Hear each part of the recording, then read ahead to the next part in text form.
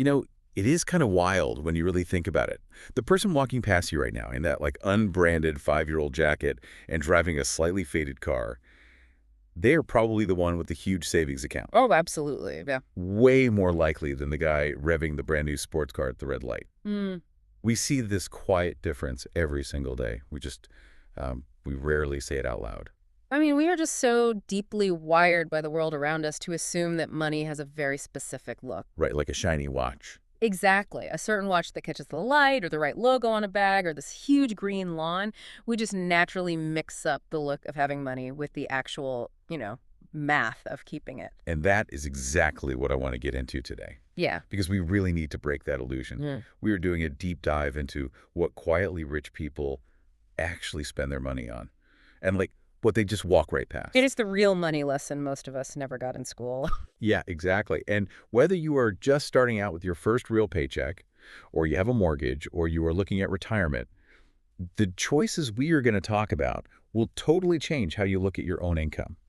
I think a really good place to start is just defining this huge blind spot we all have, the thing that makes most people overspend. Which is what, exactly? It is the difference between visible income and invisible net worth. Oh, wow. Okay. Yeah. Income is just cash flowing into your life. But net worth is what actually survives your choices. There is this phrase I heard once that just totally flipped my brain around. It goes, "Do not save what is left after spending. Spend what is left after saving." Spend what is left after saving. That is, just swapping those two words changes your whole life path. It really does. But the thing that stops us from doing that is lifestyle inflation. Right. The endless creep. Yes. You get a raise or a new job, and your brain right away looks for ways to eat up that new cash. Oh, I know that feeling so well. You upgrade to a slightly bigger place or you buy a nicer car, you start getting takeout more often. And then income growth is just gone. Yeah. It is totally wiped out because your baseline for what feels normal just moved up to match your new check. And the scary part about lifestyle inflation is that it feels so normal in the moment. Like no single choice feels bad. No, it feels totally earned. But the math does not care about our feelings. People who spend first and just save whatever happens to be left, they always hit a wall, even if they make a ton of money. But the people who save first and spend the rest, they let their wealth compound. Exactly. And compound interest does not care if your salary is huge or just average. It only cares about how much cash you keep and how long you leave it alone to grow. But just knowing about lifestyle inflation does not stop it from happening. We are fighting against human nature here. We really are. We are wired to track status with our eyes. Right. Like back in the day, you could look at someone and see they were strong or they had food. Yeah. And in the modern world, we use a luxury SUV or a fancy jacket as our proof of success. Right. We are completely blind to what someone has in an investment account because a mutual fund does not have a shiny surface. You cannot wear it to a party. You cannot see someone's savings rate. Yeah. So we look at their yard or their vacation photos to figure out where we stand. We spend real money to project a fake status we have not actually reached yet. Just because we think that is what success looks like, we are reacting to a fake baseline. I heard this really great example once about two people who work at the same place, making the exact same salary. Oh, I love this one. Right, so person A gets a new car every 3 years, always has the newest phone, buys clothes, just to look good online. The whole package. Yeah, and person B drives an older car that is fully paid off, only buys a new phone when the old one literally breaks, and quietly puts 20% of their check into a simple portfolio. And fast forward 5 years. Exactly. 5 years later at a dinner party, person A looks amazing, super successful. But behind the scenes, their whole future paycheck is already owed to banks just to keep up the act. While person B actually has cash in the bank, a growing portfolio, and just real peace of mind. But, okay, I have to push back a little on the mind games here. Because if I get a huge bonus at work, my brain naturally treats that money differently than my normal check. It feels like free money. Of course it does. So how do the truly wealthy fight that urge to just go celebrate and show off a big win? Well, it comes down to how our brains use mental buckets. We do it to make life easier. Your normal check goes into the boring pay bills bucket. Right, the serious bucket. Yeah. But a bonus, that falls outside the normal budget. It hits the reward center in your brain. It goes straight into the fun money bucket, and it becomes so easy to just blow it. It feels like house money at a casino, even though you worked for months to earn it. Exactly. But the main trait of people who actually keep their wealth is this very strict rule about those buckets. They treat every single dollar exactly the same, no matter how they got it. Wait, really? A bonus dollar is the same as a salary dollar? Yes, they see spending on status as highly optional, but they see saving and investing as a hard rule. They do not let the emotion of the money tell them how to spend it. Which brings us to the actual shopping cart.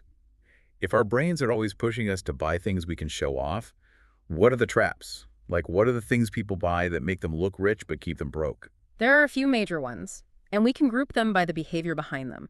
Let's start with showing off in public. That covers the first two big traps: luxury cars and designer clothes. Okay, cars. I mean, anyone who cares about money knows a new car loses a ton of value the second you drive it off the lot. The loss value is huge, yes. But wealthy people skip the shiny new cars because they see what they give up. A fancy car does not just lose its own value. It eats up cash that could be compounding. Oh, because of the payments. Payments, premium insurance, high taxes.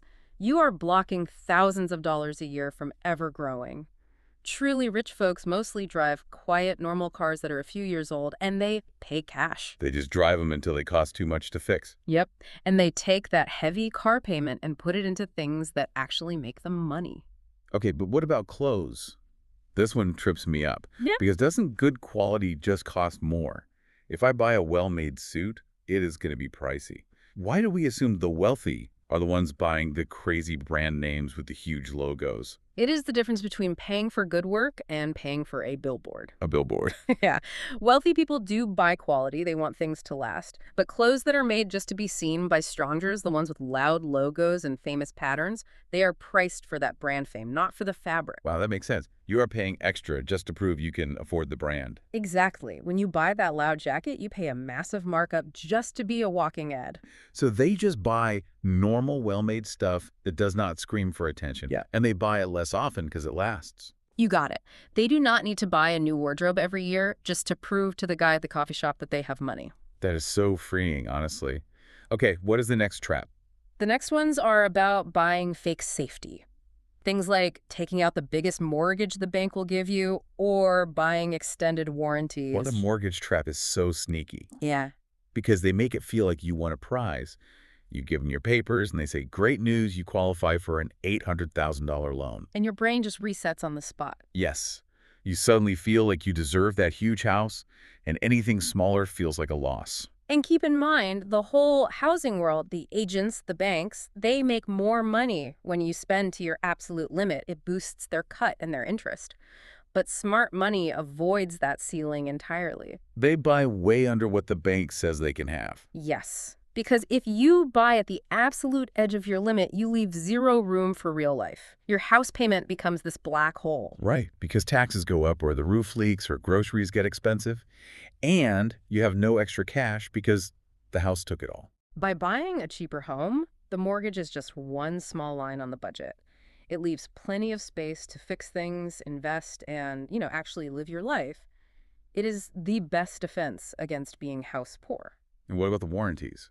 I mean, you are at the store buying a laptop, and they ask if you want the 3-year plan for peace of mind. It always feels like a responsible choice. It feels like it. But really, it is exactly like walking into a casino and betting against yourself on a rigged game. A rigged game. Tell me more about that. Well, the math behind those plans heavily favors the store. They price them way higher than the actual chance that your laptop will break and need a full payout. So they're basically selling you fear. Exactly. They sell you the fear of what if this breaks and charge you extra to fix that fear. The smartest move is just to cover yourself. Like instead of giving the store $60 for a fake promise, I just keep that $60 in my own savings. Right. And if it breaks in 3 years, you use your own cash. If it does not break, which is usually what happens, you keep the money. You don't pad their profit just to calm your nerves. Okay, what is the final trap? The final one is the upgrade wheel. Getting a new phone every year, booking a crazy trip just so the photos beat last year's trip, or joining an expensive club just because a boss did it. It seems like that mostly happens with people who make a lot of money but don't actually have any real savings. Oh, for sure. They use their high pay to fake a life they have not safely built yet. But truly, free people avoid the wheel because they know it never stops. There is always a thinner laptop, a faster car, a bigger boat. It is a race with no finish line. But when you stop buying the upgrade, you're really buying your own freedom. You stop letting the fear of what other people think control your cash. Let's bring this down to earth. If I asked a random person on the street to picture a millionaire, they would probably say, like, a huge house, luxury cars, old money, trust funds. What does the real life of someone with wealth actually look like? The real picture totally breaks that myth. Most people who have real wealth in this country, like roughly 80% they built it themselves, they are first generation. Wait, really? 80% did not inherit it. Nope. No trust fund. They just saved and invested over their working life. That completely ruins the excuse that you need rich parents to build wealth. It really does. Their total value is usually around 1.5 to 2 million, but their houses, mostly in the low to mid 300,000 range. Wow. They live in super normal neighborhoods. Totally normal. And their nicest suit or watch is maybe a few $100. Their cars are paid for and cost well under 20,000. So the data just proves you don't need movie star money to get wealthy. You just have to stop spending it all when you get a raise. Exactly. But I know this sounds simple on paper. Right, because what if your job really requires a certain look? Like, if you sell high-end real estate or work in law, you cannot show up in a faded '99 sedan and a cheap suit. Or what if your friends always bond over super pricey dinners? That is a very real tension. But the goal here is purpose, not living like a monk. If your job needs a certain look to make money, you treat those clothes as a true investment. So you buy good stuff, but you don't chase every passing trend. Exactly. You buy high-quality, classic pieces that last. And with friends, you just change the venue. You do not have to cut them off. Right, suggest a hike or a potluck dinner instead of a $500 steakhouse. Yeah. And if the friendship falls apart just because you won't split a huge bill, honestly, it was not a friendship. It was just networking. Ouch. True, but ouch. Oh. Okay, so how do people actually build these habits, especially if they have spent 10 years stuck on the upgrade wheel? You cannot just rely on willpower. You need real friction. The best place to start is the 24-hour rule for extra stuff. Like putting a pause on big buys. Yes. Most impulse buys come from a fast emotional spike. You feel bored or you want a status hit. If you force a hard 24-hour wait, that feeling fades and your logical brain steps in. And what about saving? Make it happen right away. Automate it the exact day you get paid. You not even let it sit in checking. Right. If you see it, you feel rich, and you spend it, move it to investment before you can even think about what to buy. I really love the invisible test, too. Oh, that one is a game changer. Before you swipe your card for something big, you just ask, would I still buy this if literally no one else ever saw it? It is so raw. Because if the answer is no, you are not buying the item. You are just buying the reaction of other people. Yeah, that is heavy. It makes you track what really matters. And that leads to the last habit. Just tracking your net worth simply every few months. Your assets minus your debt. It forces you to look at what you are actually keeping, not what you are showing off. This reminds me of a story I heard about a woman. Let's call her Sarah. She was early 30s, working in this super flashy marketing firm. Oh, that is a tough crowd for money. Exactly. She did the whole script. Leasing a new car every 2 years, constant wardrobe updates to fit in. Her salary was great, but she was totally broke behind the scenes. And what was the wake-up call? It wasn't even a big, deep thought. It was just a boring, random car repair bill. It forced her to look at her bank app, and she realized that after years of making good money, she had zero real cash saved. The stress of that is awful. It outweighed the fun of the lifestyle. So she broke the cycle. She bought a basic used car with cash and set up an auto transfer for what used to be her car payment. Directly into an investment account. Directly into an investment account. And yeah, it felt weird at first. Showing up in an old Honda when her office friends had new sports cars felt like a step down. But I bet the peace of mind grew fast. Within a year and a half, she had a huge emergency fund, and the change in her brain was massive. That quiet, awful dread of what if something breaks just vanished. She basically used her own income to buy back her peace of mind. And that is worth way more than what her coworkers think of her. Totally. I know a guy like that, too. Let's say his name's Robert. He was in his 50s, managing a team, kids heading to college. The squeeze years. Yeah, the heavy years. And he'd been paying for this fancy golf club for 20 years that he hardly even used, just because guys at his level were supposed to belong there. Well, probably ignoring the important stuff. Oh, completely. His life insurance was a joke. If anything happened to him, his family was in deep trouble. He was paying for visible status, but had zero invisible safety. So what did he do? He finally did the math. He realized the club was just a tax he was paying to his own ego. He quit the club, took that huge monthly fee, bought proper full insurance to protect his kids, and dumped the rest into his retirement fund. And I bet he didn't miss the club at all. Not for a second. He traded that quiet fear of leaving his family broke for actual, rock-solid safety. It was instant relief. That is just a perfect picture of matching your money to your real life instead of a fake image.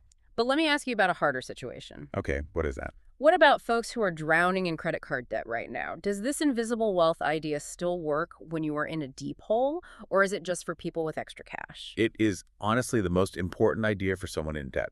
Think about the math. When you are paying like 20% interest on a card, every dollar you stop spending on status and put toward that debt does double the work. Double the work. How so? First, it attacks the balance, which means you permanently stop the bleeding of interest next month. You get a locked-in 20% return just by not paying the bank. That is a huge return. And what is the second part? The second part is you break the mental habit. Using tomorrow's money to buy today's toys is what built the debt trap in the first place. By paying it off, you fix the math problem and you cure the bad habit at the exact same time. Wow. That turns paying off debt from this awful punishment into a really strong active choice. Every dollar you keep away from the upgrade wheel buys back your own future. Exactly. We have covered so much today. From the sneaky ways our brains let our lifestyle creep up, to the fake safety of huge loans, down to the actual truth that the rich guy next door drives an old car. There is this saying I love that really ties it all together. It goes people first, then money, then things. When you strictly follow that order, the money stress in your life just starts to melt away. Tracking your real net worth is a much more honest way to keep score than dressing up for strangers. Because at the end of the day, the goal isn't to look rich for people on the street who will forget your face in 10 seconds. The real goal is to build genuine, quiet safety for the person who actually has to live with those money choices forever. And that is you. You have to build for your real life, not for clapping hands. Which brings me to a final thought I want everyone to just sit with tonight. Building on everything we talked about how we are wired to look at shiny things. Think about how the digital world is built today. Oh, the social feeds? Right. If human beings naturally track status with their eyes noticing the car, the perfect vacation, the new kitchen, then think about what those social media feeds really are. They are just massive traps designed to use that human weakness against us. Exactly. The apps you scroll through every single day are basically high-tech status traps. They are carefully built to farm your own self-doubt. They feed you an endless stream of people living these perfect, upgraded lives. And it makes you feel like you are falling behind. That is exactly what it does. It uses your deep fear of falling behind the pack just to make ad companies rich. So I challenge you.